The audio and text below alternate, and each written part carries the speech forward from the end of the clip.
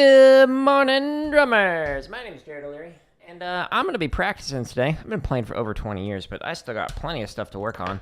And today, I'm specifically going to be refining my technique. So I'm going to be working on my left hand in particular. It's looking different from my right hand, but I mean, hey, that makes sense. I marched traditional for several years, and then I've been playing match grip since I aged out a long time ago. Because it's more applicable across different instruments. And we're going to be warming up, by the way, with free play-alongs here. Beep bop. This is my website, jaredoleary.com/drum. There's over 1,600 hours of free drumming content. I add a new play-along every single day, and I have done that for the last year and a half or so. So that's why there's several hundred exercises, over 600 grid variations, 259 on triplet, and 364 in 16th note. Bunch of technique stuff, marching bass permutations, etc. Merch, all that good stuff.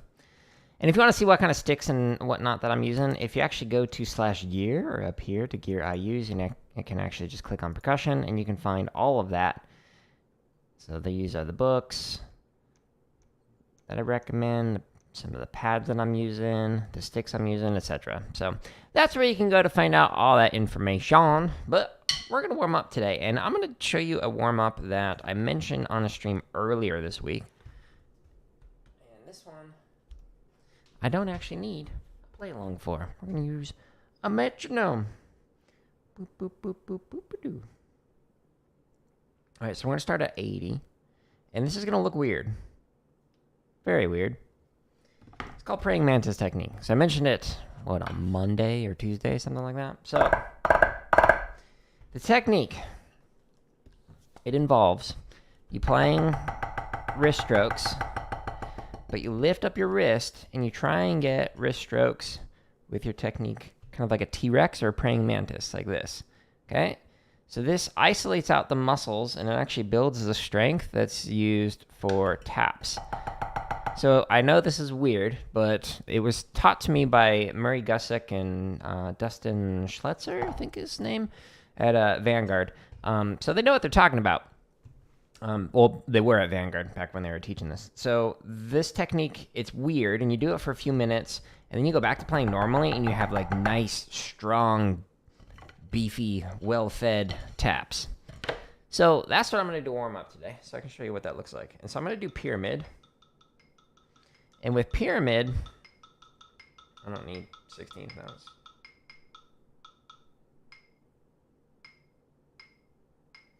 Okay, so with pyramid, I'm going to do alternating for a measure, then double strokes, then fours, then eights, 16s, 32s, 64. So it just keeps getting bigger and bigger. Start off with the small numbers, and then it gets to more and more as you go through it, hence why it's called pyramid. All right, so I'll play it for you normally, and then I'll do it with a praying mantis. Doubles. Fours. 8. Whole measure. 2 measures.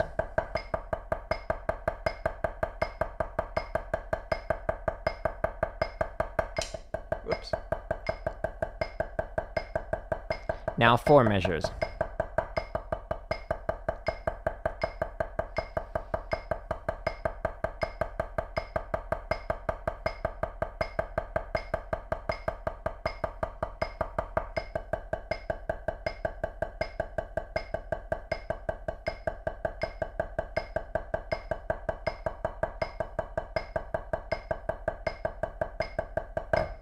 Okay, that's what I'm going to be playing. And I'm going to do that with praying mantis. Okay, so again, it looks weird. 1, 2, ready, go.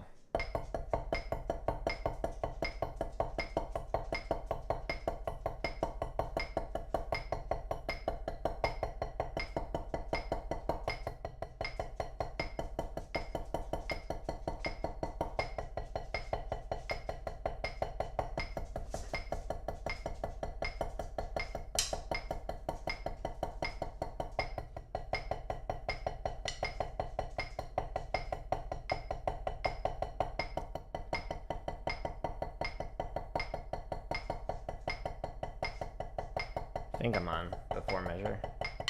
Might be wrong there. Too busy thinking about what I was going to say next. Also just imagining what somebody would think if they just stumbled upon the stream right now without hearing me talking about what I'm doing. What? That's not how you play. Prepare for the influx of comments about how I don't know how to drum. Get plenty of that. As soon as you introduce anything that's like not typically taught, but again is taught by people who are like really well known, who taught me some lessons, and then people, that's not how you do it. Okay. You clearly know more than the principal percussionist at this fancy orchestra that I got a lesson from, but that's cool. Good for you. All right, I'm going to show you a different angle.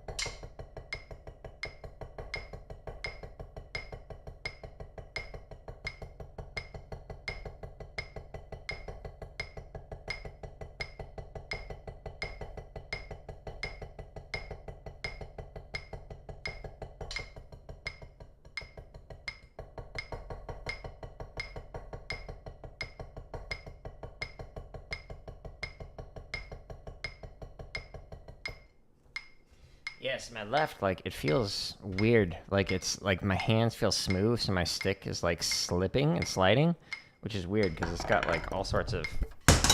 Nice! Gravity works. Calluses on the hands.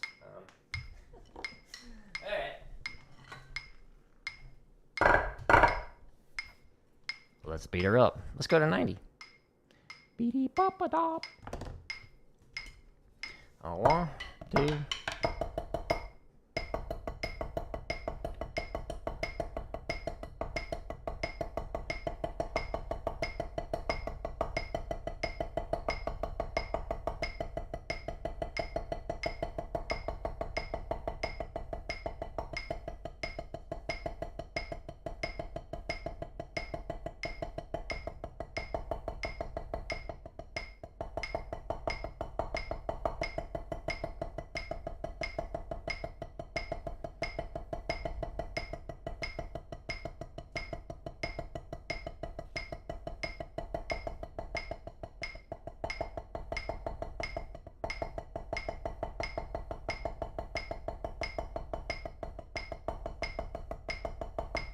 Yeah, my left hand is not as controlled as the right, but hey, it's been working on it.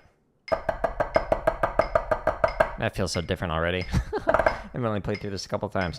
So again, I mentioned this on the other day when I was doing this, but like imagine you have like a string in your wrist and then you're just like simply pulling that up and you just kind of like move the pad closer to you, so you really kind of have to get close to it. And you look ridiculous when you do this technique, but it does work. Wouldn't be sharing you random stuff if it didn't work. Or maybe I would. Maybe I was trolling you. Nah, I don't do that anymore. When I was a kid, I was a troll. Oh, 1, 2, here we go.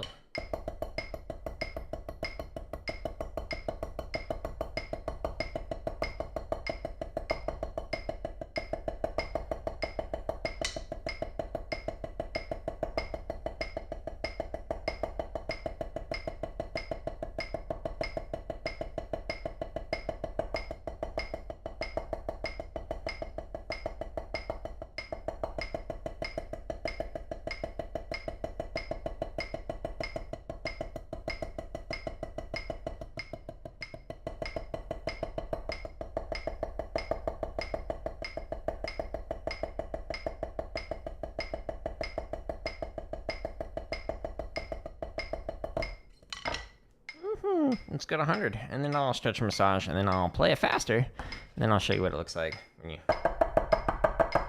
go back to normal technique. 1, 2, here we go.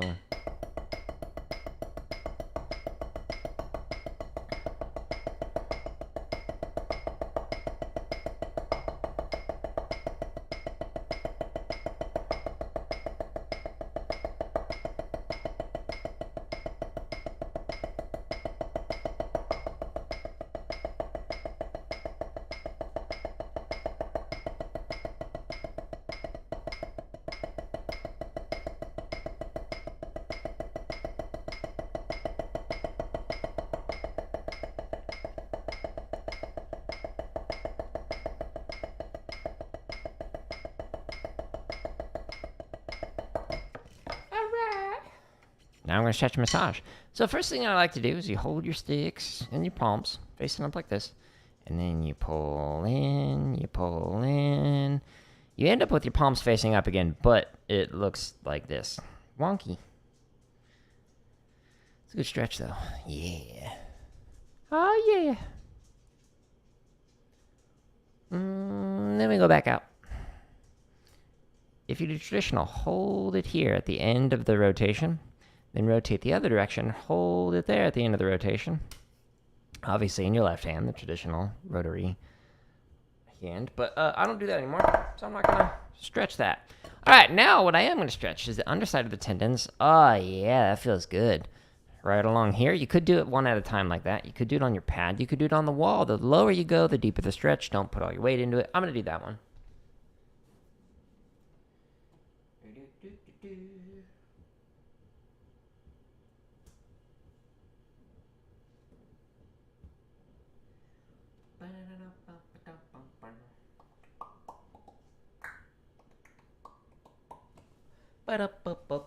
Now I'm going to stretch the top side of the forearms. So you could do it one at a time like this. You could do it on your pad. You could do it on your legs like this. Or you could do it on the wall.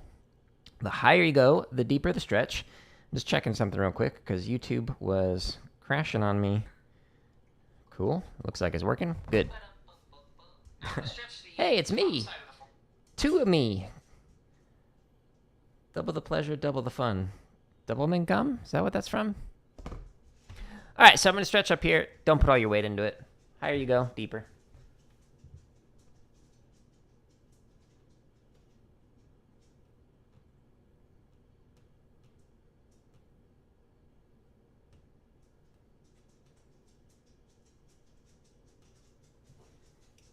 I imagine the marketing meeting when they were determining the brand for Double Mint was like, well, our competitor is Spearmint. They've only got one mint. Let's call it Double Mint. We charge double the price.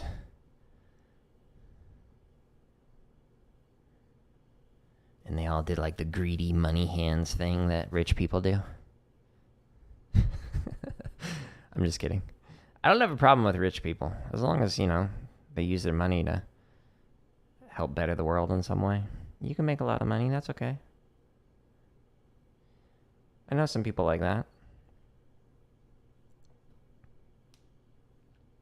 But then there's also the examples of rich people who just use it to flaunt their wealth and don't help people and give all the money to children rather than, better society. And then the children just spend it on fancy cars and stuff. I'll judge that a little bit, but hey, I don't have kids and I don't have $1 billion, so maybe if I had both of those, I would do that too. I don't know. All right, I'm going to massage now. Somehow I doubt that, though. So I'm massaging with the thumb on top and the fingers are underneath. Ooh, yeah. Man, my left arm bicep is tight from working out. Trying to loosen up, tighten up.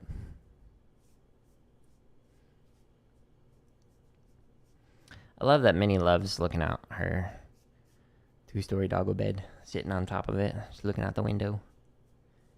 That's life right there. It's her retired life. She's like 14 years old or something. Minnie's my dog, by the way. She's a little wiener dog. Massage on the back, and then the palms getting massaged by the thumb. I can't speak massaged. Massaged. That's how you do it, dude. It's it.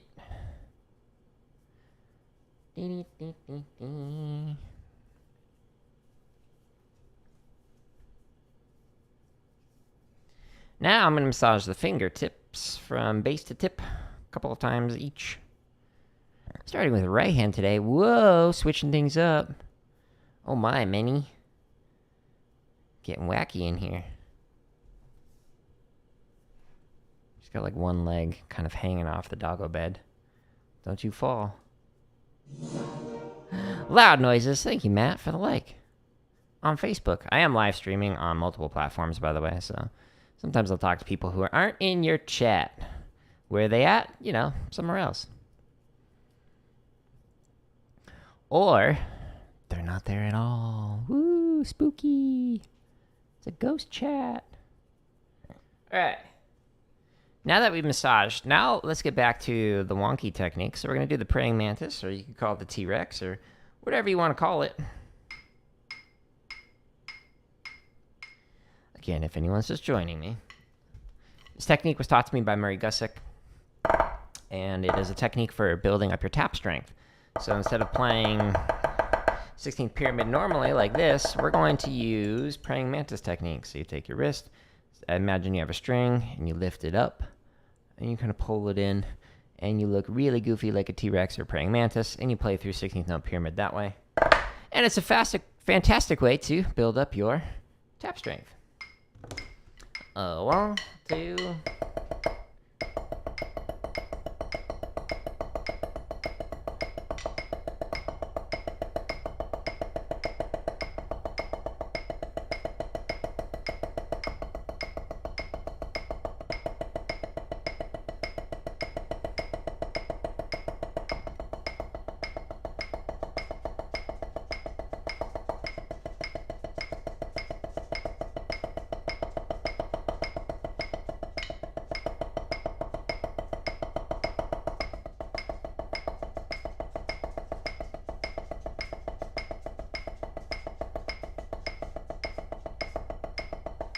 All right. Trying to find the breaking point with this.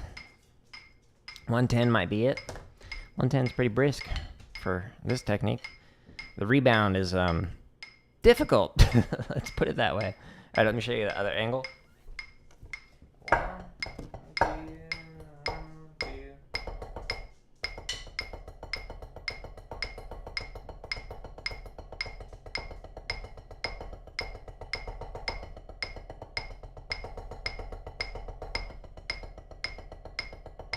Morning, doggo.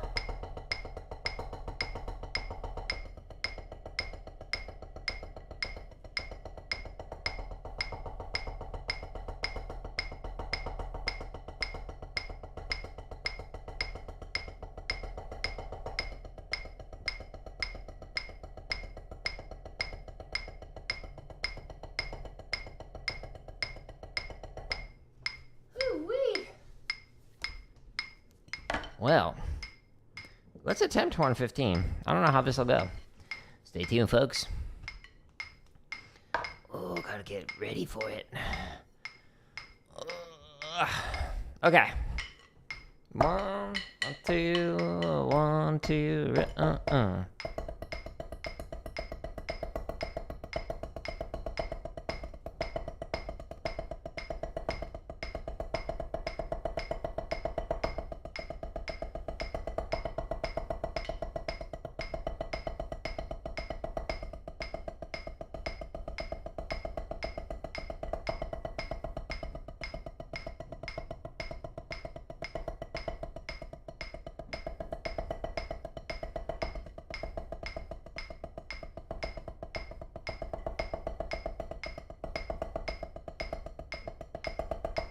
Woo-wee!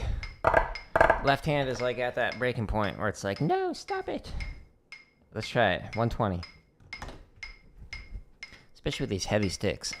These are the Hardeman hammers. They're great for chops, but this is excessive.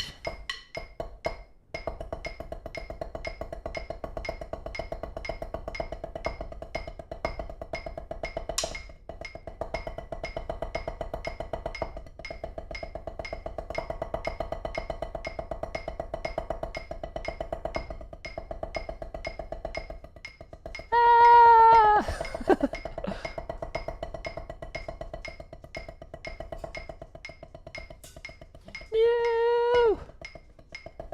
I know, Minnie. Oh, slowed down too much. All right. Whew, we definitely found the breaking point with that technique. Let's play with normal playing technique. So try and get some nice controlled taps. Let's see how it sounds at 120. Oops. 2.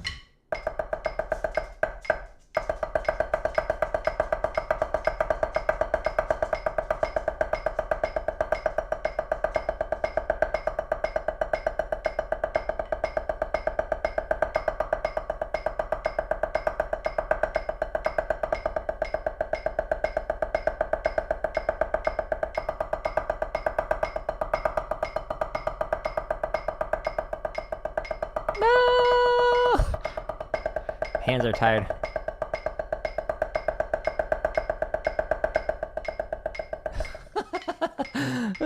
Well, it sounds way better, which is great. But my hands are tired.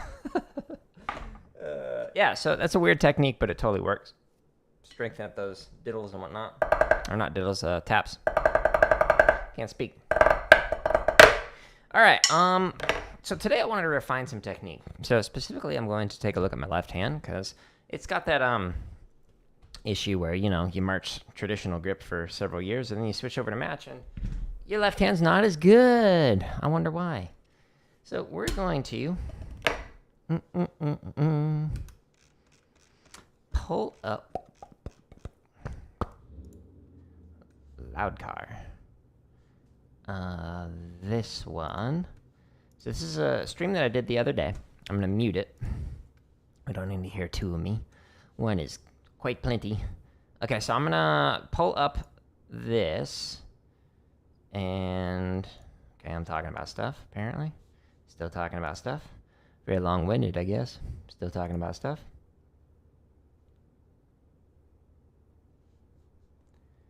Drum.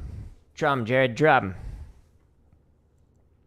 If not, what I can do is just pull up my current stream and then just do that. Okay, so what I'm going to be doing is I'm looking at my technique. And I want to see where... Okay. Yeah. All right, so let's talk about technique here. So, the technique that I use, there's like 3 approaches. So there's thumb up, flat, and then at an angle, which is kind of like in between the two. So that's French, German, American. Okay, so I go with the angle one. I don't have a completely flat grip like this, so it's got a little bit of an angle on it. So like that instead of like this. Okay.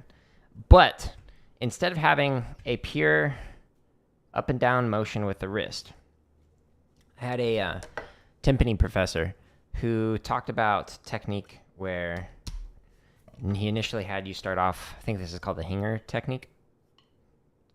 It's a blurry technique. Come on, camera. Refocus. So you start off with your technique like this, and you do this rotary motion. It's really weird. And then eventually, he had you switch over so that it was rotary like this. So it's instead of a finger French, it was a rotary French. So you would actually rotate your wrist straight along this path to get extra oomph on it. And you could use your finger if you wanted to, but then you got the extra power by doing the rotary French grip. Okay, weird, right?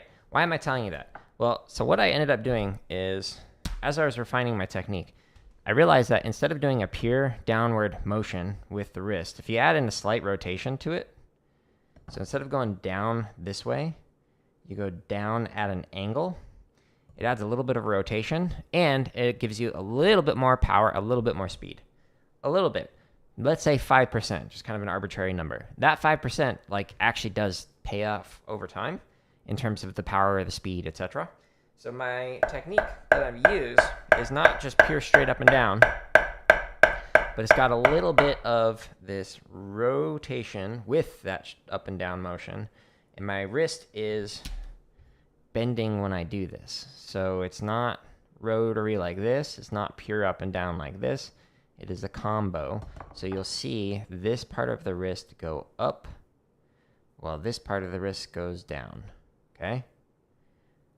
Weird, I know. I haven't seen anyone else talk about this before, but it works really well. The problem is my right hand feels great with that. My left hand, because it did several years of this and not this motion that I was starting to work on while I was still doing traditional, it's not caught up to it. So let's refine it a little bit today. So the left hand, it's a little too flat. Y'all notice when I'm playing, it's like got that nice rotation, and then this one is a little too flat. So I'm specifically going to be working on this right now.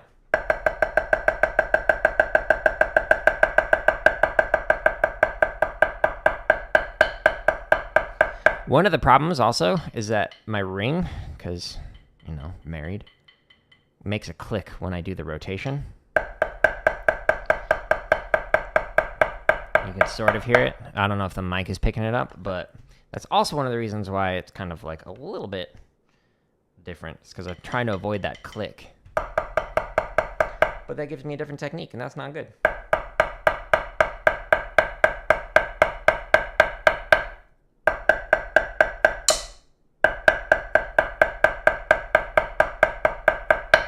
Another thing to look out for when doing this is you want to make sure you don't have like a slicing motion with it. So this adds a little bit complexity instead of just going straight up and down like this, because you have that slight rotation in there. Makes it go at a slight curve. Slight. You don't want it slice. So yeah, it's a little weird. But again, more power, more speed, so I like it.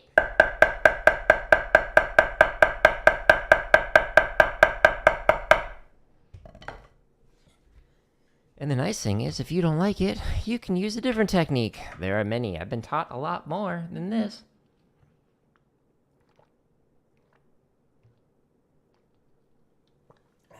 Water. Okay.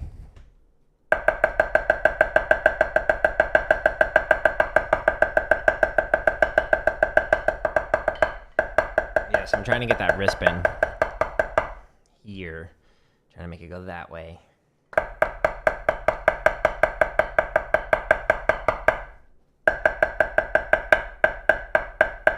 So now what I'm focusing on is my thumb. That's what I'm doing together. So I want to feel the pressure in the thumb in the same spot. And by pressure, I mean it's just like a gentle, it's just kind of resting on it. But I want to feel the weight of it on the same part of the pad of the thumb, rather than just like on the edge here and then like on the edge on the other one. That's an extreme example. That's not what I'm aiming for. So I want to make sure that that's good. Then I'm going to check with the index finger, and then I'm going to check with the middle finger. This is a 3-part triangle fulcrum.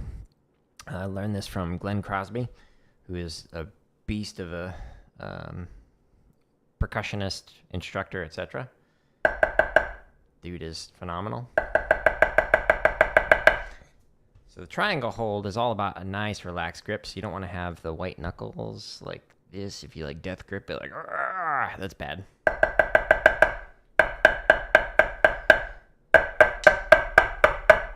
So here's if my left hand is flat. Here's switching it so that it's the same technique. You can even hear a difference in like the sound quality when I do that switch. Like they start to match each other better. It's like if you listen to like brass players tune and then they like line up, beep, and then it's like consistent. It actually makes them louder when they do that, which is why they focus so much on tuning in drum corps. It's not necessarily just about like the breath support, which is certainly a big part of it, but it's also the tuning. The more in tune you are, the louder that drum corps is going to be, or marching band or whatever.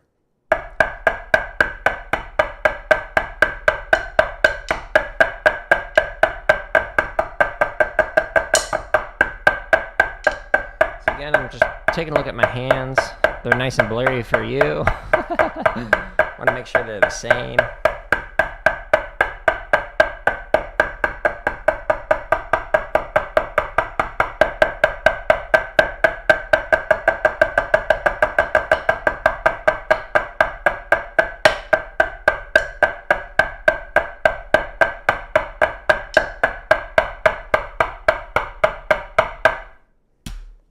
Switch it.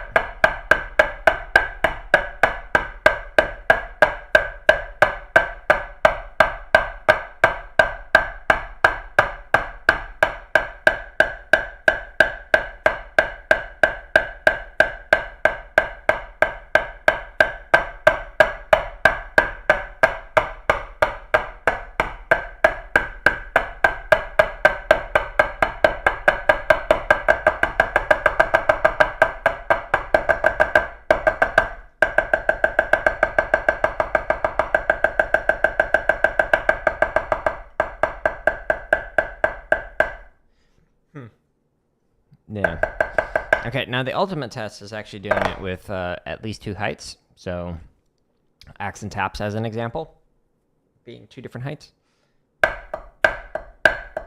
Let's see if we actually get that motion.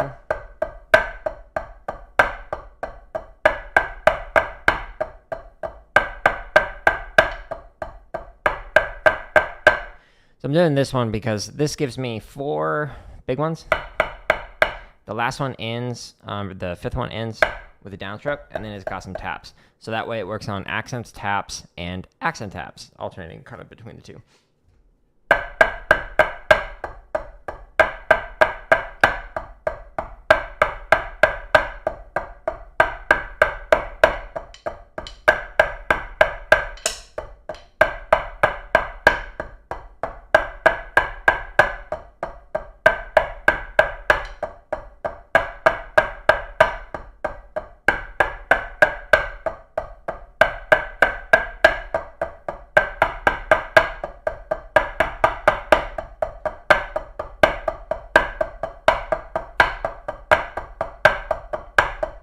Making little micro adjustments with my left hand, trying to get it to better match my right hand.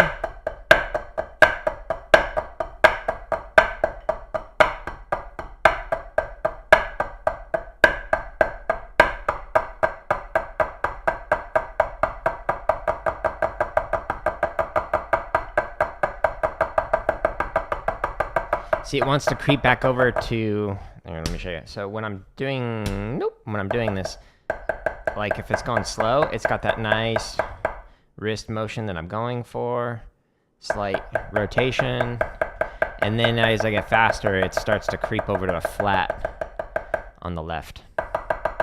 It's not comfortable with it yet. This is going to take months, years to actually get it better, which, by the way, that's something I should probably talk about.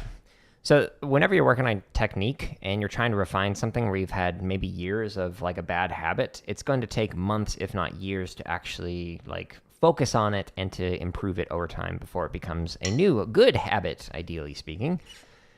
So if you're playing through it and you notice after like an hour, you switch back to the bad habit, don't be hard on yourself. This is literally going to take like months of deliberate practice to retrain your brain to think of it in a new way so it doesn't go back into those other habits. This is basically that muscle memory idea. So you're going to have to get rid of that old muscle memory and get a new one, even though it's not actually memories in the muscle. It's just kind of a vernacular way of talking about it. So don't give up. All right. I'm actually going to do some accent taps, and I'm specifically going to focus on just like playing nice and relaxed and really refine that left hand. So let's do 16th note, and we'll just go with the stock grid variation.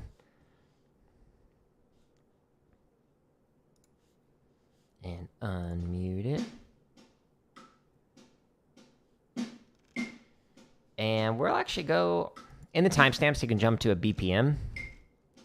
I'm going to start at 80 and work my way down to 20. And then work my way up. So we're going to go 5 clicks at a time down,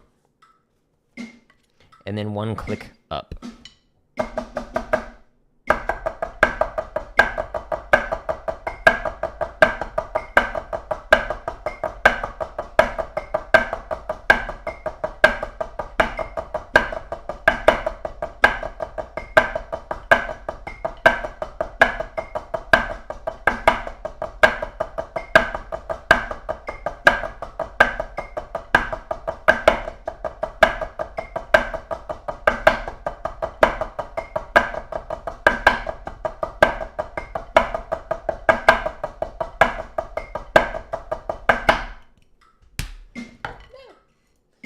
Let's go down to 75. Ba-da-ba-ba-ba. So I'm doing this so I can kind of get some context to see, well, how did it feel when I was playing it faster? And contextualizes it for when I'm playing slow to go, oh, I need to focus on blah, blah, or blah. Late.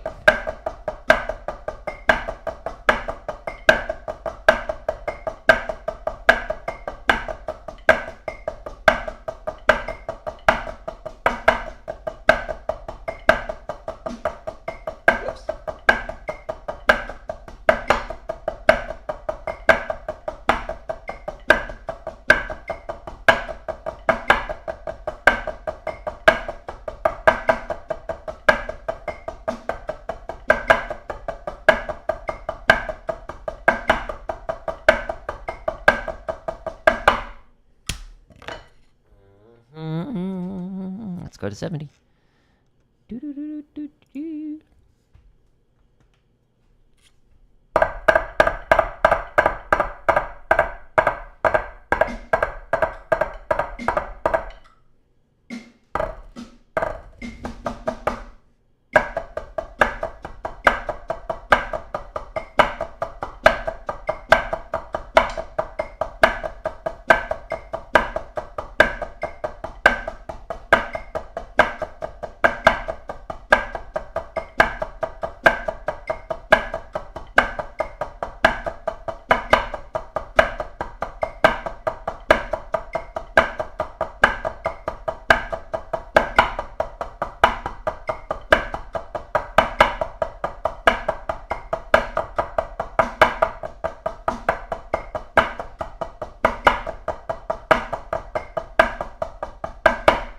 Keep like having a brain fart on the very last line.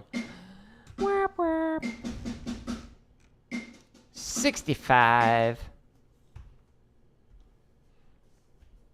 I was really focusing on the taps on that one, trying to get rid of the little flam and get the pop sound. Ooh.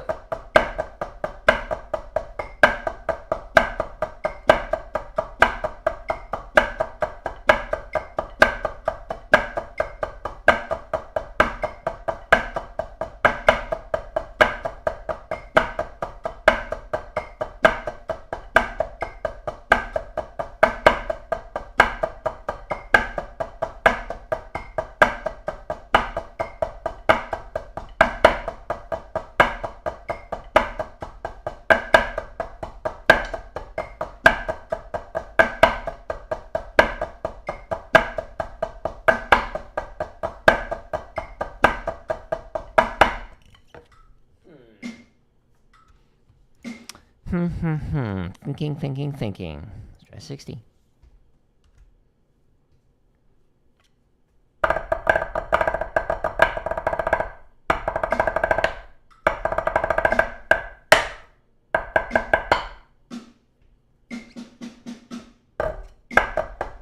Late. Rushing.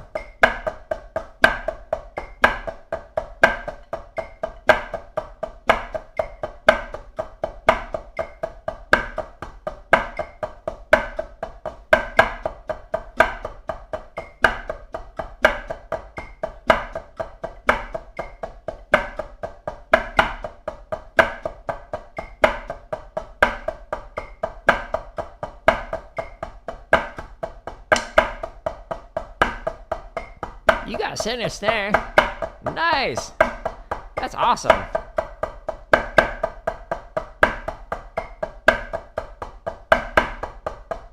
Good morning. What do you think set yourself apart from everybody else? And then what tips in particular helped you out with that? That's sweet. It's always nice when like efforts pay off. When you focus on refining the little details like I'm doing in this stream with the technique, it pays off in the long run. It's just a grind. But, you know, that's why my shirt says, grinding for XP. Yeah.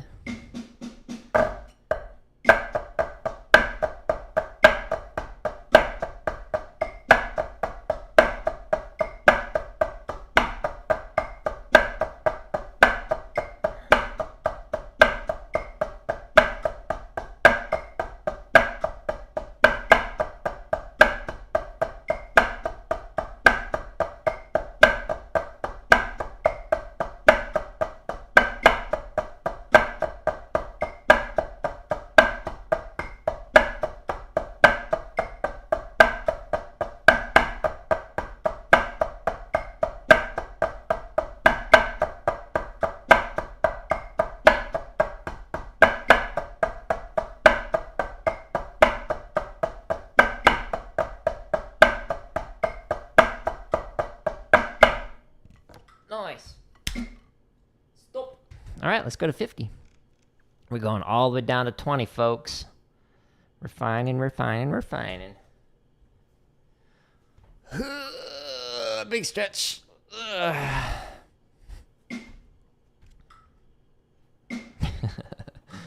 So slow.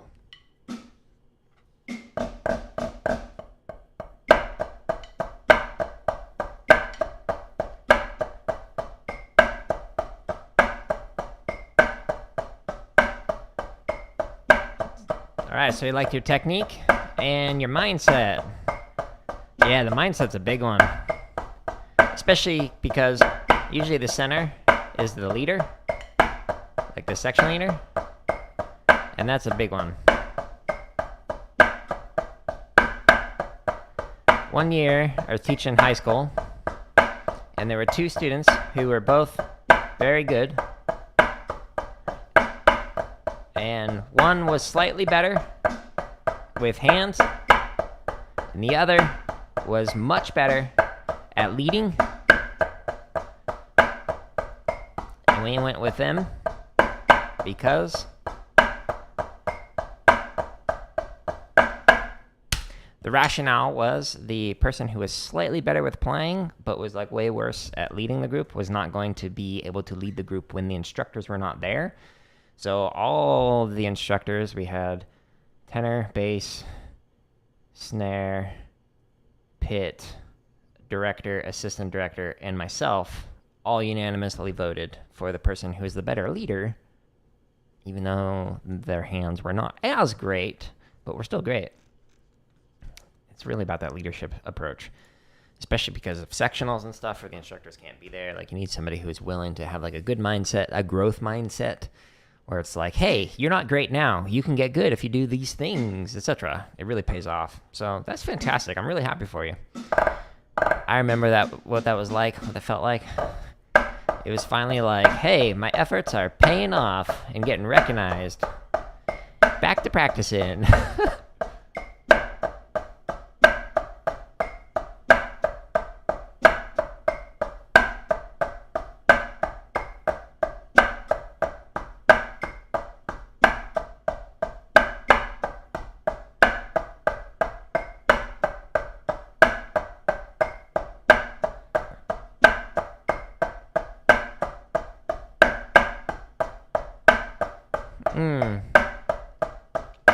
Well,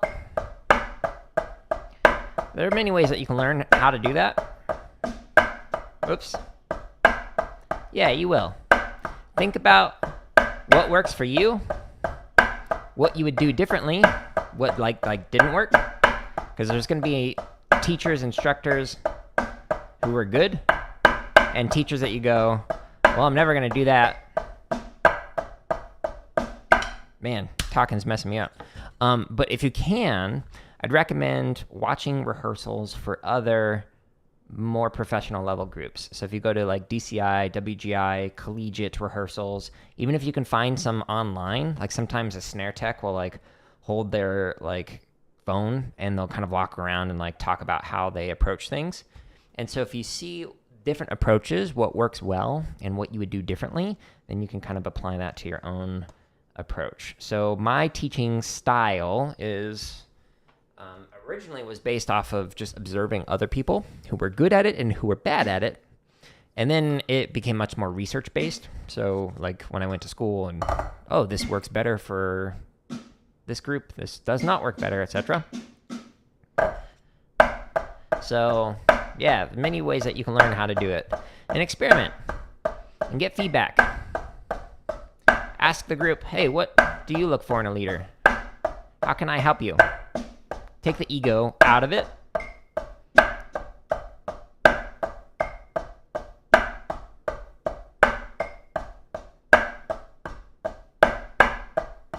Some leaders get too wrapped up in the title. I'm the best, so listen to me. But it's also good to listen to other people because they have good ideas too.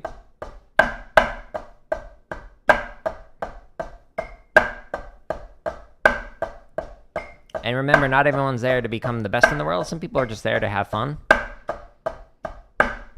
You're welcome. But if you ever get stuck, like, hey, the snare line is having trouble with this thing. Oops. Just like come onto a stream and ask a question. Or put it in a YouTube comment, and then I can address it in an upcoming stream.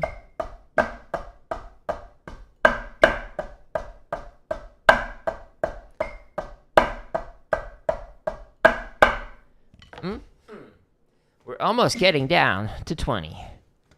We'll get there, folks. And for 20, it takes almost 3 minutes to get through just one rep of it. This is the grind.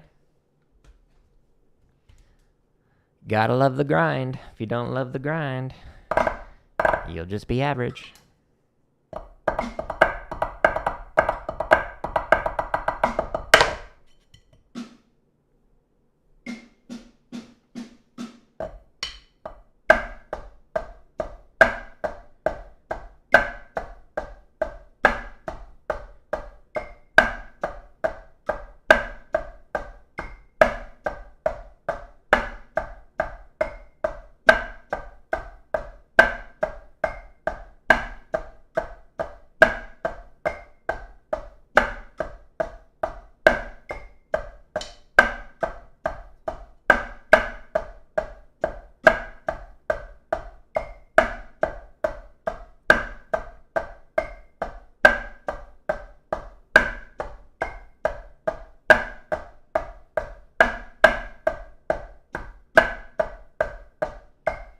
Oops.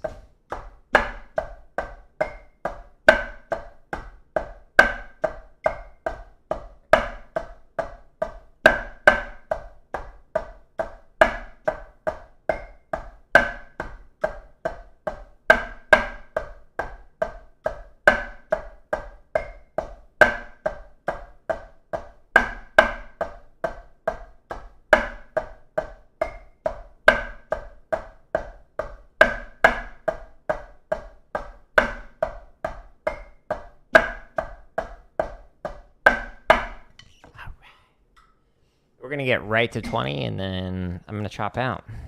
And I'll continue to work on this on Tuesday.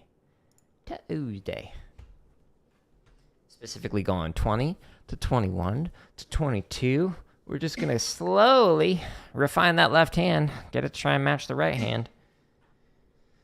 Silly traditional. Messed up my match grip.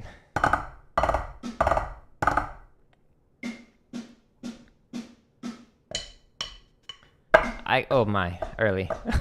I could go get, make myself some tea while it taps off.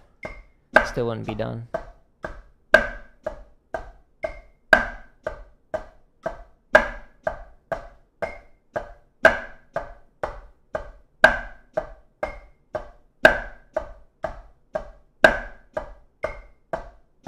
There's a tendency when playing this slow to really emphasize the accents. Just pull it back. Treat it like you would if it was fast. Or you're gonna overstress your hands and it's gonna get extra tight. And then you'll get all sorts of issues. Ask me how I know.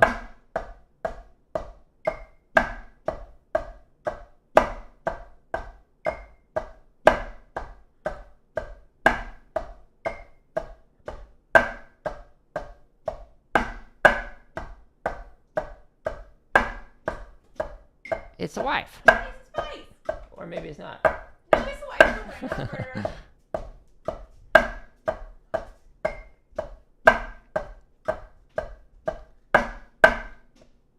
I gave her the pills. She's fine. Our little doggo's got arthritis.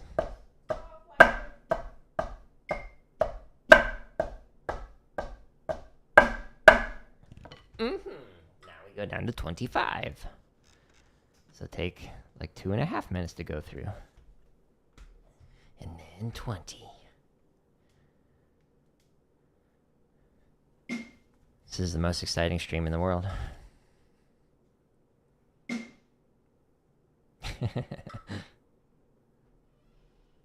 So slow.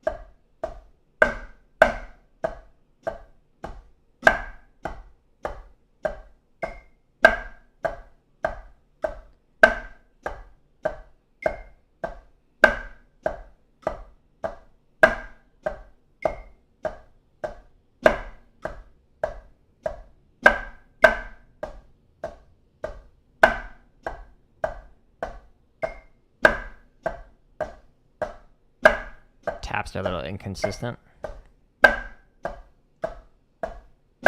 Focusing on that.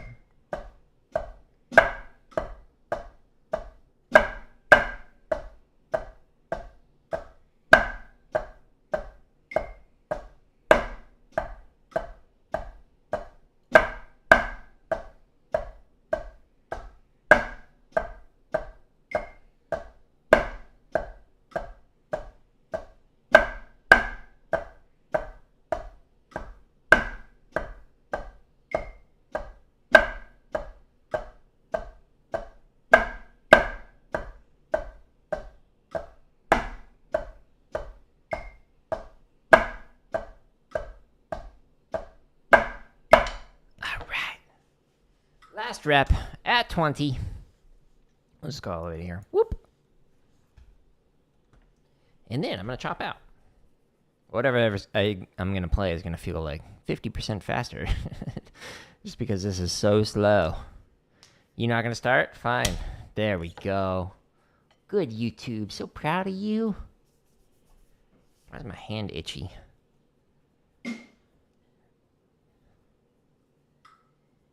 Too many vibrations. Tickling my skin, apparently.